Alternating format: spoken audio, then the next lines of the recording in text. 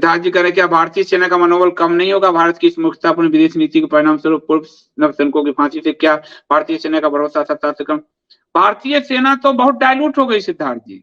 भारत की सेना वो नहीं रही। भारत की सेना से नमाज पढ़वाया जा रहा है। भारत के प्रधानमंत्री ने पहली बार जिहादियों के कहने पर हमारे सैनिकों को का कोर्ट मार्शल करवाया।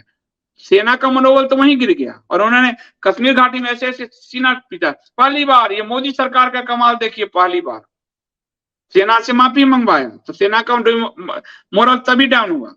फिर इनको उनसे जो नमाज पढ़वाया तो डाउन हुआ। फिर इनको जो इफ्तार पार्टी करवाया जिसमें आतंकवादी हमले में मरे तो डाउन हुआ। फिर सीडीएस के लिए जो सीनियर मोस्ट होते थे वो सीडीएस होते थे, उनके पोस्ट में लड़ाई लगवा दी। अब जिसको चाहेगी तो सब सरकार की चापलूसी में लग गए सीडीएस बनने के लिए, तो वहां डायलूट किया, वहां खत्म करवाया। फिर अग्निवीर योजना लाके उनका जो रेजिमेंटल सिस्टम है उसको खत्म कर दिया। तो भारतीय सेना को तो खत्म कर दिया। ये कहां गलतफहमी में, भारतीय सेना के पूरे मोरल को खत्म कर दिया इस सरकार ने। और जो पूर्व सैनिक आदि हैं उनको पेंशन के मामले पर सड़क पर डाल दिया। तो ये तो खत्म कर चुके, उनका मनोबल तो तोड़ चुके हैं। अब भारतीय सेना ने कैलाश रेंज पे डोकलाम विवाद के बाद कब्जा किया। हमारी सेना ने चीनियों को पटक के मारा। 20 हमारे जवानों का भी बिहार रेजिमेंट के बलिदान हुआ। 100 के करीब उनको मारा। वो तो नहीं बताया पाकिस्तान ने, लेकिन कोई गाढ़ा 40 मारा, कोई 100 मारा, अलग दुनिया भर के मीडिया में। तो भारतीय सेना ने कैलाश रेंज पे, अब कैलाश रेंज ऊंचाई पे तो चाइना के लिए मुश्किल हो गया।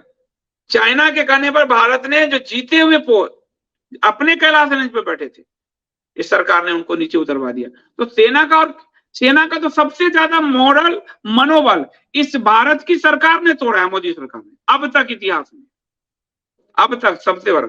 इसलिए तो इनके पूरे 10 साल पे यदि पुस्तक लिखा जाए तो भारत का हिंदू द्रोही, राष्ट्रद्रोही सरकार के रूप में इसकी छवि बनेगी,